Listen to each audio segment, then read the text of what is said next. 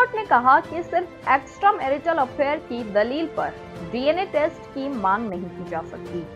Court ने भारतीय साक्ष्य अधिनियम की धारा 112 का हवाला देकर कहा कि वैध विवाह के दौरान जन्मा बच्चा पति की वैध संतान माना जाएगा। हेलो एवरीवन, स्वागत है आप सभी का आपके अपने चैनल जुडिशरी अड्डा में। आइए जानते हैं इस वीडियो के माध्यम से आखिर क्या है यह पूरा मामला।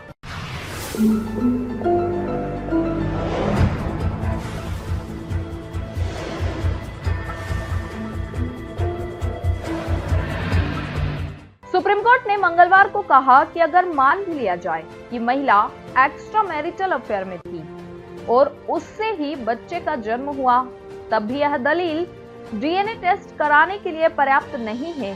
शीर्ष अदालत ने पिछले 2 दशकों से चल रहे केस में मंगलवार को यह अहम टिप्पणी की।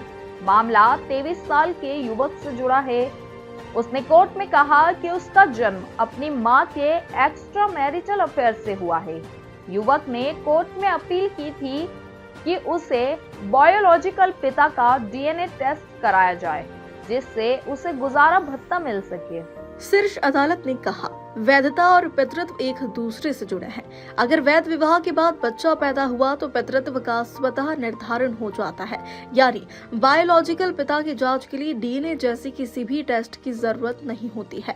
कोर्ट ने कहा कि भारतीय साक्ष्य अधिनियम की धारा 112 का प्रावधान कहता है कि वैध विवाह के दौरान या वैवाहिक संबंध समाप्त होने के 280 दिनों के भीतर जन्मा बच्चा पति की वैध संतान मानी जाएगी। सुप्रीम कोर्ट के जस्टिस सूर्यकांत और जस्टिस उज्जवल भुयान की बेंच ने कहा कि यह धारा यह सुनिश्चित करती है कि बच्चे की वैधता और पितृत्व को लेकर किसी तरह की अनुचित जांच से बचा जा सके। कोर्ट ने कहा कि डीएनए टेस्ट के लिए सिर्फ अफेयर के ग्राउंड पर दावा नहीं किया जा सकता है। ऐसे मामलों में डीएनए टेस्ट का आदेश देना निजता के अधिकार का उल्लंघन होगा। सुप्रीम कोर्ट ने कहा कि जब यह साबित हो जाता है कि माता पिता के बीच संपर्क था, तो बच्चा वैध माना जाएगा और इसका पितृत्व भी वैध माता पिता से ही जुड़ा रहेगा। वैवाहिक दंपति के बीच संबंध नहीं थे, यह साबित करना असंभव होगा। कोर्ट ने कहा कि मां के अफेयर के आधार पर किसी अन्य व्यक्ति के साथ बायोलॉजिकल पिता का दावा करना पितृत्व के कानूनी सिद्धांत को चुनौती देने के लिए पर्याप्त नहीं है। अब तक के लिए बस इतना ही। फिर होगी आपसे मुलाकात ऐसे ही डेली लीगल अपडेट्स के साथ।